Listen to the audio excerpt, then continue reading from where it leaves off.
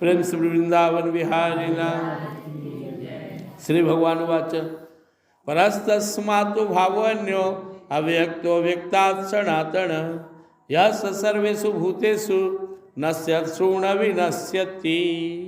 अभी हम लोग सुने कि यह सृष्टि मुख्य रूप से ब्रह्मा जी के नेतृत्व में चल रहा है और 43 अरब 20 करोड़ साल ब्रह्मा जी का एक दिन होता है।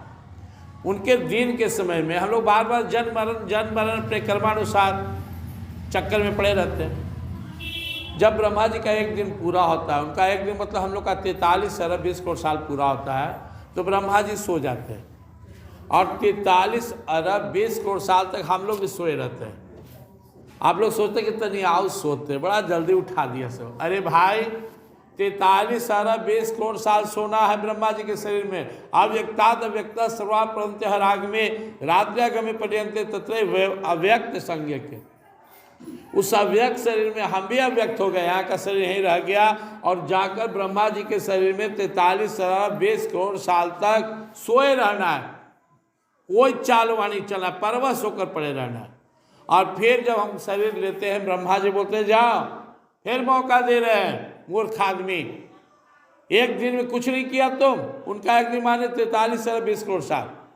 बोलते सुन, इतना बड़ा मेरा दिन है, 43 अरब 20 करोड़ साल। अरे मूर्ख, एक जन्म नहीं, 2 जन्म नहीं, 10 जन्म नहीं, 1000 जन्म नहीं, लाख जन्म, निकल तो जाओ। 43 अरब 20 करोड़ साल में हम लोग करोड़ों बार जन्म मृत्यु के चक्कर में पड़े। फिर जब लौट के जाते होंगे तो ब्रह्मा जी कहते होंगे यार भेड़ा फिर आ गया, इतना बड़ा मौका मिला रे तुमको 43 और 20 करोड़ साल में। कितना बार प्रभु प्रकट हुए, कितना बार जो है तुमको प्रभु का संयोग मिला, सत्संग मिला, मानव तन मिला, दुख भोगेला कुत्ता बिल्ली के संग भी मिला, नरक में भी गया, लेकिन तुमको आँख नहीं खुला। जा तो जा, चला 43 और 20 करोड़ साल तक सारे जीव बेबस होकर उनके पास पड़ा रहा।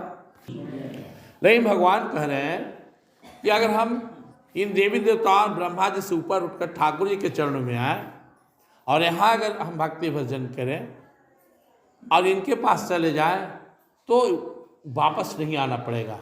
परस्तस्मात् भावन्यो अव्यक्तो व्यक्तात् सनातन। एक सनातन भाव है, परम पद है परमात्मा का, जो परम भाव है सनातन भाव, वहाँ अगर जीव चला जाए तो वापस नहीं आएगा, क्योंकि उस लोक का नाश ही नहीं होता। यश सर्वेषु भूतेषु नश्यति शृण विनश्यति।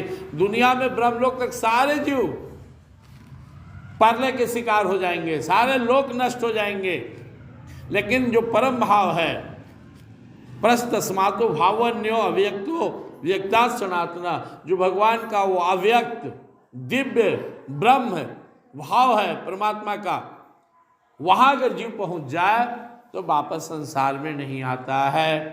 पहले भगवान इशारा किए ज्ञानियों के लिए, निर्गुण निराकार ब्रह्म परमात्मा में लगा हुआ और पहुंच गया। जिसको यह पता चल गया कि मैं श्रेणी आत्मा परमात्मा का हूँ, वहां जाकर पहुंच गया, वो वापस नहीं आएगा। अब इस भवसागर से चक्कर से छूट गया। यश सर्वेषु भूतेषु नश्यति शृण विनश्यति। वहां जाने के बाद जीव वापस नहीं आता है। वो लोक जो अव्यक्त सनातन लोक है, भगवान का जो परम भाव है, उसका नाश नहीं होता है। अव्यक्तो अक्षर इत्युक्त हस्तमाहो परमां गतिम यम प्राप्य न निवर्तन्ते तद्धाम परमम मम। भगवान बोल रहे हैं वो अव्यक्त है। दुनिया में सबको उसके बारे में जानकारी नहीं है। अव्यक्त का मतलब ही नहीं कि वो है ही नहीं है, इस ब्रह्मांड से परे है, वहां तक पहुंच नहीं हम सबके। वो अक्षर है, वो नष्ट नहीं होता। उस परम धाम को अव्यक्त और अक्षर भी कहा जाता है। अव्यक्त अक्षर इत्युक्त अस्तमाहो परमां गतिम। और उसी को प्राप्त कर ले तो उसे हम लोग कहते हैं परम गति मिल गया इसको। उस परम धाम का ही नाम अव्यक्त है, अक्षर है, परम गति है। यम प्राप्य निवर्तन्ते तद्धाम परमम मम। वहां जाने के बाद जीव को वापस नहीं आना पड़ता है और वो मेरा ही धाम है। तत् धाम, वो परम धाम मम मेरा है, मैं नहीं बनाया। अब भगवान ये क्यों नहीं कहे कि मैं हूँ उस धाम में? हम लोग भागवत में पढ़ते हैं कि भगवान मुरली वाले रूप में भगवान श्री कृष्ण गोलोक धाम रहते हैं ग्वाल सखाओं के साथ, जो भक्ति भाव से भगवान के चरण में पड़े हुए हैं, जो भगवान को प्रेम से भजते हैं, सगुण साकार रूप में भगवान का भजन करते हैं, ऐसे लोग भगवान के गोलोक धाम जाते हैं। राम जी के भक्त तो साकेत धाम जाएंगे, वहाँ प्रेमा भक्ति करने वाले भक्त जाते हैं, जो भगवान के विग्रह का सगुण साकार रूप का भजन करते हैं, वो सब कहाँ जाते हैं? गोलोक धाम। हम लोग कहाँ जाएंगे? गोलोक धाम। हम लोग परम धाम नहीं जाएंगे, क्योंकि परम धाम कौन जाएंगे? योगी, तपस्वी, मुनि, जो आत्म स्वरूप ज्ञान स्वरूप परमात्मा को, प्रकाश स्वरूप परमात्मा को, दिव्य भाव को आराधना करते हैं, भजन करते हैं, जो परम प्रकाश स्वरूप ब्रह्म में, परम ब्रह्म में लीन हो गए, वो कहाँ जाएंगे? परम धाम। हम लोग तो भगवान का सगुण साकार भक्ति करने वाले हैं, लेकिन वो परम धाम भी हमारे ही प्रभु का है। 5वां अध्याय में जब अर्जुन जी पूछे कि सगुण साकार भक्ति करने वाला श्रेष्ठ है कि निर्गुण निराकार, तो भगवान ने कहा दोनों के एक ही स्थान प्राप्त होता है, जो परम धाम है मेरा ही है। अब सगुण साकार वाले को भी, अब मान लीजिए कि हम सगुण साकार भजन करते हैं और इच्छा है परम धाम जाने का, तो भगवान बोलेंगे जाओ वहीं जाओ, दोनों तो मेरा ही है। आपके यहाँ कोई गेस्ट आता है, अब बोलते हैं सब कमरा खाली है, जिसमें इच्छा जाइए, उसमें जाएं, जाओ, ई वाला में जाएं, अरे जिसमें इच्छा है जाओ, सब मेरा ही है। मंदिर में आप लोग बैठे हुए हैं, तो इच्छा वहाँ बैठे कि यहाँ बैठे कि वहाँ बैठे, जहाँ जगह है बैठ जाइए। अब थोड़ी पात्रता भी होता है, अब कोई VIP आदमी आया तो उसे कहाँ बैठाइएगा? उसको आप बोलते हैं सर इधर आ जाइए। तो ऐसे जो भगवान के परम भक्त होते हैं, उसके लिए भगवान अपना खास लोग गोलोक धाम में ले जाते हैं। लेकिन यह परम धाम भी बहुत दिव्य है, कोई साधारण नहीं है, यह नष्ट नहीं होता है। यम प्राप्य निवर्तनते, एक बार जीव चला जाए तो वापस नहीं आएगा। तद धाम परम ममा, ऐसा मेरा दिव्य धाम है परम धाम। अर्जुन, ब्रह्मलोक तक तो सबको वापस आना पड़ेगा। ब्रह्मा सहित जितने भी देवी देवता दुनिया में हैं, उनका पूजा करने वाले को फिर से धरती पर आना पड़ेगा, फिर जन्म लेना पड़ेगा, क्योंकि उनका देवी देवता का लोक ही एक दिन समाप्त हो जाएगा। कि जितना भी हैं, सूर्य, चंद्रमा, ग्रह, गोचर, नक्षत्र, देवी देवता, इस सब के जो लोक है एक दिन समाप्त। लेकिन जो भगवान का परम भाव है, अव्यक्त भाव है, सनातन भाव है, वो नष्ट नहीं होता सबके नष्ट होने के बाद भी। और वहाँ जो जीव चला जाता है तो सुरक्षित हो गया। तो हम सबको इस बात को समझना है। अब आपकी इच्छा क्या रहता है कि मेरा बेटा को कैसा जॉब मिले? आप बोलेंगे नहीं सरकारी मिल जाए, क्यों? वहाँ परमानेंट है ना। अरे भाई टेम्पोररी करने दीजिए ना। ना ना ना। तो जब यहाँ परमानेंट कुछ दिन का है, उसको भी रिटायर होना पड़ेगा, छोड़ना पड़ेगा। परमानेंट में को लाभ था पहले कि पेंशन मिलता था, आदमी निश्चिंत हो गया, चल कुछ दिन का टेंशन फिर पेंशन। तो यहाँ पे इस चीज़ को समझना है कि जब संसार में कुछ दिन के लिए भी अस्थाई मिलना है तो आदमी उसके पीछे पागल है। वो वो नहीं चाहता है कि ऐसा जॉब करे कि मिले मिले ना मिले। और वो तो परमानेंट जॉब है, जहाँ जाने के बाद हमको वापस नहीं आना पड़े, तो वैसा धाम को नहीं चाहेगा। और देवी देवता से कम मेहनत में वो लोग हमें मिलेगा। देवी देवता को तो हमें पटाना पड़ता है। कोई स्त्री को अगर अपना पति की सेवा करना हो तो कौन सा भार है? लाइसेंस है, साथे रहो, घर में रहो, कभी भी उनसे प्रेम आदर के साथ बात करो, उनका पूजा आदर करो, भाव दो। लेकिन पराया पुरुष को खुश करना तो कितना टेंशन है। चोरी छुपे छिप कर जाओ, समाज में बदनाम हो जाओ, डर ही डर है। फिर भी जिसका बुद्धि खराब है पराया पुरुष की ओर जाएगा। परिणाम क्या होगा? टेम्पोररी रिश्ता है, वो पुरुष भी उसको कोई दूसरा मिला तो उसको भगा देगा, भाग जा। तो जो देवी देवता है ना, वो पराये हैं, अपने नहीं हैं। जब तक भाजिएगा तो अभी तक वो आपके हैं। जिस दिन आप भजन पूजन छोड़ दिए वो आपको त्याग देंगे, आपका नहीं है। और हजारों लोग शादी कर रहा है, घर छोड़ छोड़ के भाग रहा है। परिणाम देखिए, उसके शादी का परिणाम सफल नहीं हो रहा है। आप लोग कैसे भर जिंदगी निभा गए, बूढ़ी हो गए, लेकिन देख लीजिए, जो लोग आवेश में पागल होकर भागा, उसका परिणाम क्या है? तो जो क्षणिक सुख के लिए कदम उठाता है, दुख पाता है, ऐसे ही यह सच है कि हम देवी देवता का पूजा करेंगे तो हम पर खुश होकर जल्दी दे देंगे। भगवान चौथा अध्याय बोलते हैं, ये जिनके अंदर कामना है गए पूजा पाठ किए, मिल गया, लेकिन परमानेंट नहीं मिलने वाला। जिस दिन पूजा खत्म, रिश्ता खत्म। संसार में जार संबंध होता है, क्षणिक सुख के लिए हम जार संबंध बनाते हैं, इसको कोई अच्छा नहीं कहता। न जस मिलता है, दुखी दुख मिलता है। हम जिनके हैं हमारे परम प्रभु हैं, हम देवी देवता के नहीं हैं। हम लोभ में किसी गुरु घंटाल के चक्कर में पड़कर अपने परम प्रभु को छोड़कर इधर उधर भटक तो जाते हैं, चले तो जाते हैं, लेकिन परिणाम अच्छा नहीं होता, फिर से जन्म मरण के चक्कर में पड़ना है। ये बात बहुत कम लोग समझते हैं, लेकिन आप सत्संग में, हम सत्संग में, हम लोग को समझना है। जैसे एक स्त्री के लिए उसका पति सब कुछ होता है, ऐसे हम सब के लिए हमारे परम पति प्रभु ही सब कुछ हैं। हिरण्यकश्यप भी किसी को भजता था, रावण पूजा करता था, लेकिन परम प्रभु के शरण में नहीं था, परिणाम अच्छा नहीं हुआ। दुनिया में हर कोई किसी न किसी को भज रहा है, लेकिन जब तक ठाकुर जी के शरण में नहीं आया, बिनु हरि भजन न भवतरी है, यह सिद्धांत या पेल। भाव सागर मिटाने की क्षमता सिर्फ अपने प्रभु का है। तो इसको समझ लेना है कि संसार में अगर हम देवी देवता के चक्कर में तो आवागमन में पड़े रहेंगे। हमारे अपने वो नहीं है, हमारे अपने परम प्रभु हैं। हाँ, आदर करना है, अनादर नहीं करना देवी देवता का।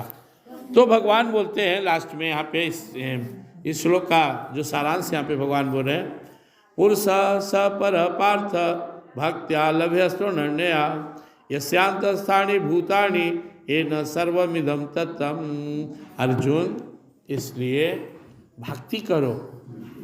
ज्ञान से तो वहाँ जाने वाला जाएगा ही, इसको अनुभव हो गया कि सुनी आत्मा है, लेकिन ज्ञान का मार्ग बहुत कठिन है, भक्ति बहुत आसान है। वो जो धाम का मालिक है, परम धाम का, वो परम प्रभु भक्ति से आसानी से मिल जाता है। पुरुष, जो पुरुष, हर घर में एक मालिक होता है, आदमी बोलता है नहीं घर का मालिक कौन है? परम धाम के मालिक के बारे में भगवान बोल रहे हैं कि जो परम पुरुष वहां पर बैठा हुआ है, हे अर्जुन, भक्त्या लभ्य अस्तु अनन्या, अनन्य भक्ति से आसानी से मिल जाता है। ये हम लोग जो धरती पर आए हुए हैं और सत्संग में बैठे हुए, उसका एक ही उद्देश्य है, अपने परम प्रभु को रिझाना। ये शांत स्थानी भूतानि येन सर्वम इदम ततम, वो जो परम पुरुष परमात्मा है, येन सर्वम इदम ततम, सारा जगत उसके अंदर है, सारे भूत उनके अंदर है, जीव उनके अंदर। वो पुरुष कौन है? जो उस परम धाम का स्वामी है। हम लोग गाते हैं ना, ब्रह्मांड निकाया निर्मित माया, रोम रोम प्रतिवेदक है। जिसके एक एक रोम में अनेक ब्रह्मांडों का गुच्छा है। भगवान यहाँ उसी बात को कह रहे, यह शांत स्थानी भूतानि, जिसके अंदर सारा ब्रह्मांड है, सारे जीव हैं। जब उसे प्राप्त कर लोगे तो वापस संसार में आवागमन के चक्कर में नहीं पड़ोगे। कितना सिंपल बात है, 3 बात स्पष्ट हो गया। हम परम प्रभु को छोड़कर बाकी किन्हीं का भजन करें, किन्हीं का पूजा पाठ करें, तो भी छुटकारा नहीं। इसीलिए जब 7वां अध्याय भगवान शुरू किए तो क्या बोले, मनुष्याणाम सहस्रेषु कश्चित् यत्तति सिद्धे यत्तामपि सिद्धाणाम कश्चिन्मां विद्धि तत्वतः। मनुष्य शरीर मिलना है बहुत दुर्लभ है, उसमें हजारों मनुष्य में कोई कोई परमात्मा की ओर मुड़ता है। ऐसे हजारों मनुष्य, कौन मुड़ गया वो 1000 खड़ा कीजिए। पहले तो 1000 में कोई यहाँ आया, अब ऐसे 1000 जोड़ेंगे तो कोई कोई सीधा होता है, सिद्ध होता है, सीधे परम प्रभु में जाकर लीन हो गया। ऐसे 1000 सिद्धों में कोई कोई परम सिद्ध होता है, जो भक्ति में डूबकर प्रभु को प्राप्त कर लेता है। और वो परम सिद्ध कौन है? उसी 7वें अध्याय 19वां श्लोक में बोलते हैं, बहुनाम जन्म नामन्ते ज्ञानवान माम प्रपद्यते वासुदेव सर्मिति स महात्मा सुदुर्लभ। जिसे पता चल गया कि मेरे परम प्रभु वासुदेव ही सब कुछ हैं, वही परम सिद्ध है। देवी देवता और इधर उधर भटकने वाला लोग को तो भगवान परम सिद्ध के कतार में भी नहीं खड़ा करते हैं, उसे सिद्ध के कतार में तो दे दिए कि जो एकदम डूबा हुआ है, लेकिन स महात्मा सुदुर्लभ। असली महात्मा कौन है जो संसार में दुर्लभ है? वो वही है जो परम प्रभु के चरणों में आकर अपने आप को समर्पित कर दिया। इसको समझ में आ गया, सब इन्हीं का लीला। तो हम लोग ये प्रयास करें, यह बहुत उच्च स्तर की बात है कि अपने मन को चारों तरफ से समेटकर परम प्रभु में लगाएं, ठाकुर जी के चरणों में लगाएं। धीरे धीरे इधर उधर से सती नारी वही है जो हम लोग पहले चर्चा कर चुके हैं। माम च व्यभिचारेण भक्ति योगेन सेवते सगुणान संतैतान ब्रह्म भूयाय कल्पते। भगवान बोले जो सती नारी की तरह, कितना बड़ा एग्जाम्पल दे रहे हैं। अब व्यभिचारणी भक्ति किससे उपमा दिया गया? सती नारी, जिसका जीवन अपने परम पति के लिए समर्पित है। हाँ, आदर सबका संसार में है, पति के साथ है तो पति के माँ बाप को अवॉइड नहीं करेंगे, उनको भी इज्जत करेंगे। पति के परिवार, पति के दोस्त, पति के अतिथि, सेवा तो सबके। पति क्यों? पति के खुशी के लिए, अपने मन से नहीं, लेकिन पूरा प्रेम और श्रद्धा सिर्फ अपने पति के लिए। भगवान कहते हो वैसे ही मैं समस्त संसार का, समस्त ब्रह्मांड का परम पति हूँ। तुम उस सती नारी की तरह जो अपने पति के लिए जी रही है, अपना सर्वस्व पति को ही मानती है, वैसे ही तुम मुझे अपना सर्वस्व मानते हुए मेरी भक्ति करो। हाँ, मेरे नाते इज्जत सबका करो, मन कहीं मत फंसाना। यह है ब्रह्मा जी प्रणाम, हनुमान जी प्रणाम, लक्ष्मी मैया प्रणाम, दुर्गा मैया प्रणाम, काली मैया प्रणाम, गीता माता प्रणाम, गायत्री माता प्रणाम, गंगा माता प्रणाम, तुलसी माता प्रणाम, ब्रह्मा जी प्रणाम, शंकर भगवान प्रणाम, सबको प्रणाम। लेकिन अपनी श्रद्धा ठाकुर जी के चरणों में। क्यों? ये सब उनका पाठ है, अलग अलग नहीं है। जैसे जड़ में पानी देने से पूरा पेड़ हरिया जाता है, हरा भरा रहता है, वैसे ही अगर हम ठाकुर जी को भजन करते हैं तो सब के सब बम बम। ये अपन्य देवता भक्त है साधान्विता देवी माय कौंदे विधि पूर्वकम। भगवान क्या कहते हैं कि दूसरे देवी देवता की पूजा करना भी मेरी ही पूजा है। जैसे कोई आपसे बोल चाल बंद किए हुए, लेकिन आपको प्रणाम करा तो इसको किया, पैर को प्रणाम किया, आप ही तो किया। आपका हाथ दबा रहा है, पैर दबा रहा है, सेवा तो आप ही कर रहा है। तो हम जितने देवी देवता भगवान के अंग हैं, अब हम मुख से खाते हैं तो पूरे शरीर को मिलता है टॉनिक। अब कोई मुंह से खाने लायक नहीं रहता तो डॉक्टर उसको सलाइन करता है, नाक से डाल दिया पाइप, हमारे नस में जोड़ दिया, पानी देता है, वो भी शरीर को ही मिल रहा है। तो हम किसी देवी देवता का भी पूजा पाठ करते हैं ना, भजन करते तो भगवान ही का है। 9वां अध्याय के 30वां श्लोक में भगवान बोल रहे हैं, लेकिन वो नियम पूर्वक नहीं है। नियम पूर्वक क्या है? सबको आदर और प्रेम श्रद्धा ठाकुर जी के चरणों में। इस तरह से जब हम अपने आप को भगवान में लगा देंगे, प्रभु को ही अपना सर्वस्व मान लेंगे, प्रभु हमारे इष्ट हैं, उनका तस्वीर रखेंगे, उनको दिल में बसाएंगे, उन्हीं का नाम जपेंगे, हर काम उनके नाम लेकर करेंगे, उनके कथा सुनेंगे, उनसे प्रार्थना करेंगे, उनमें लगे रहेंगे तो सहज में भवसागर से तर जाएंगे। इनको छोड़ इधर उधर भटकेंगे तो भटकते ही रह जाएंगे। बार बार जन्म मरण के चक्कर से हम नहीं छूट पाएंगे। छुटकारा पाना है तो प्रभु के चरणों में चलना है। बाकी सब झंझट हटा दें कि पहल का देवी नाराज न हो जाए, देवता न कहीं गरमा जाए, कुछ नहीं। सर्वधर्मान परित्यज्य, भगवान का सबको छोड़ दे, आप मेरे शरण में, डर क्यों रहा है, मैं हूं ना। सबको छोड़ के ठाकुर जी के चरणों में पहुंचना है, यही हमारा उद्धार होगा, यही परमानेंट ठौर है। बाकी जितने भी धीरे धीरे ही आ रहे हैं। आप सुन लीजिए, किसी संत का जीवनी बताएंगे कि मैं पिछले जन्म में उनका पूजा किया, उनका किया, वो देवी वो देवता, अंत में यहाँ आ गया, यहाँ आया तो बेड़ा पार हो गया। मेरे मन है ना तो कहाँ से पार हो। इन्हीं संकल्प के साथ हम लोग कि अपना सर्वस्व अपने परम प्रभु को मानते हुए उन्हीं का नाम जपेंगे, उन्हीं में लौ लगाएंगे। बाकी देवी देवता से जितना कम संबंध रखिए, ज़्यादा घर में ओटो फोटो और ज़्यादा लगाव बझाव न रखिए, ज़्यादा पूजा पाठ के चक्कर में मत रहिए, क्योंकि वो नेम प्रधान है। नियम से भाजेगा तभी कुछ देंगे, ना उनको चढ़ावा नियम से कीजिएगा तो कुछ देंगे भी नहीं। आप प्रभु तो खाली स्मरण करने से खुश होते हैं। इसी 8वां अध्याय में हम लोग सुन चुके हैं, अनन्य चेता सत्यम योमाम स्मृति नित्य तस्याम सुरह पार्थ नीति तस्य योगिना। केवल हृदय से कोई मुझे स्मरण करता रहे अर्जुन, मैं उसके लिए सुलभ हो, वो मेरा अति प्रिय है। प्रिय वृंदावन विहारी राम, गीता माता की, श्री राम जय जय राम, श्री राम जय राम, श्री राम जय जय राम, श्री राम जय जय विघ्न हरण हनुमान, जय जय गौरी शंकर सीताराम, गौरी सीताराम जय सीताराम,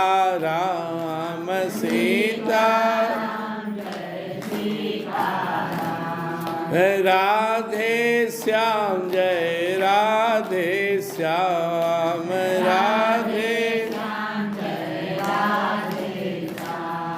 राधे श्याम जय राधे श्याम,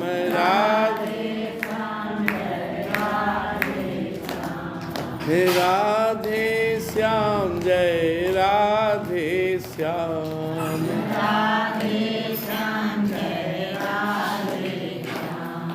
मैं शरीर नहीं हूँ, इसमें रहने वाला दिव्य आत्मा हूँ। मैं आनंदमय हूँ, शांतिमय हूँ, अजर हूँ, अमर हूँ, शाश्वत हूँ, सनातन हूँ, सचेतन हूँ, अविनाशी हूँ, सुख राशि हूँ, घट घट वासी हूँ और शिव परमात्मा का हूँ। हे नाथ, हे मेरे नाथ, मैं तो आपका हूँ, मुझे अपना बना लो, अपनी शरण में ले लो। हे नाथ, हे मेरे नाथ, मैं तो आपका हूँ, मुझे अपना बना लो, अपनी शरण में ले लो। हे नाथ, हे मेरे नाथ, मैं तो आपका हूँ, मुझे अपना बना लो, अपनी शरण में ले लो। त्वमेव माता च पिता त्वमेव, त्वमेव बन्धु च सखा त्वमेव, त्वमेव विद्या द्रविणं त्वमेव, त्वमेव सर्वं मम देव देव, त्वमेव सर्वं मम देव देव। प्रेम सुरीता माता की, श्री राधा माधव की, श्यावर रामचंद्र की, मापति महादेव की, वंश तृणमाणी की, सभी संतों भक्तों की, सभी सद्ग्रंथों की, सभी देवी देवताओं की, आदिशक्ति माँ जगदम्बे की, भगवान के सभी अवतारों की, सभी दिव्य लीलाओं की, सभी दिव्य धामों की, सत्संग स्थान की, सत सनातन धर्म की। हर हर महादेव। जय जय श्री राधे श्याम।